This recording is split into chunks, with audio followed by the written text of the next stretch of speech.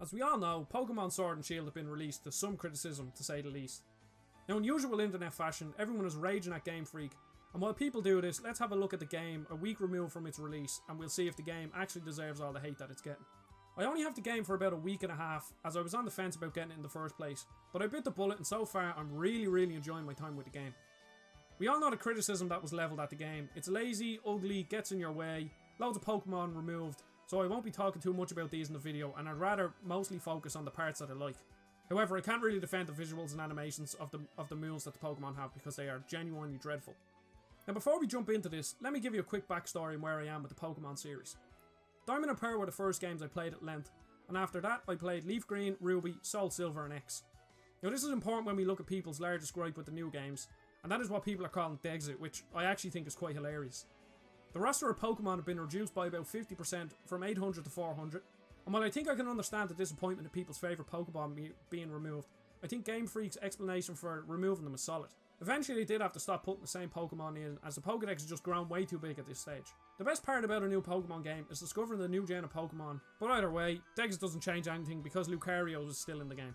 Now with one of the biggest game controversies since Anthem's release out of the way, let's look at the fun parts of the game.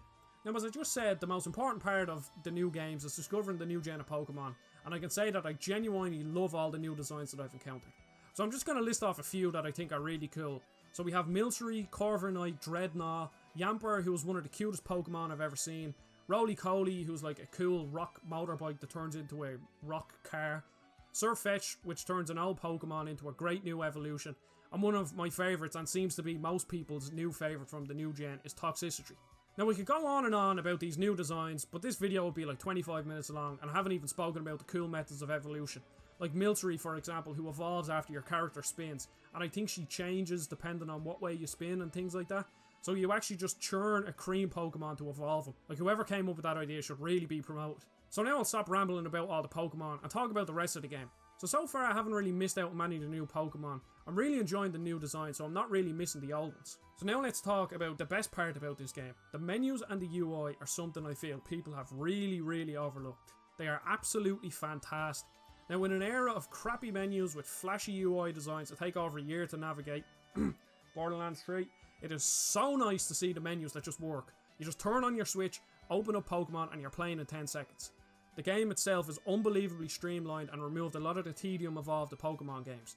Just little things like NPCs scattered around the world that heal up your Pokemon, and being able to access your PC at any given moment is just fantastic. The game only really gets in your way with the amount of dialogue, but it's nothing compared to some of the other previous games that I've played. But once you reach the wild area, the game becomes very quick and easy to play, and doesn't really get in your way, except for your rival who seems to walk 10 feet into a town, then give you directions, only for him to move another 10 feet and talk again.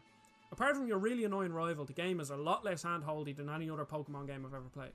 Now let's talk about the worst part of the game, and it's the visuals. They are genuinely dreadful.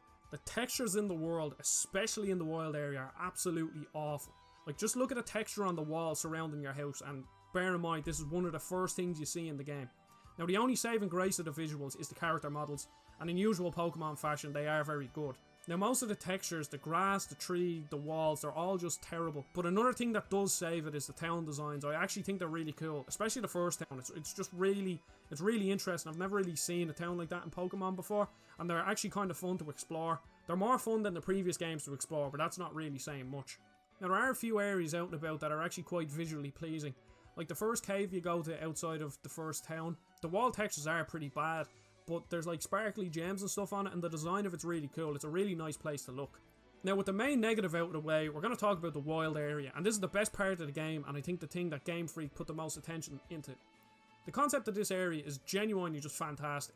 Large open areas with other people, plenty of Pokemon and items to find, and best of all, Dynamax raid Pokemon to fight. I've played about 15 or 20 hours and I'm only on the third gym, mainly because I keep going back to the wild area to catch new Pokemon. Now this has created a problem making my main team way too high level for this part of the story I'm at, but I have started to level up and evolve other Pokemon while I'm in the wild area so I can fill up my Pokedex quicker. And speaking of filling my Pokedex quicker, another great addition is the surprise trades. Trading random Pokemon to random people is actually really fun. Sometimes you get nothing, but other times you get a level 32 Excadrill for a level 16 Mudbray.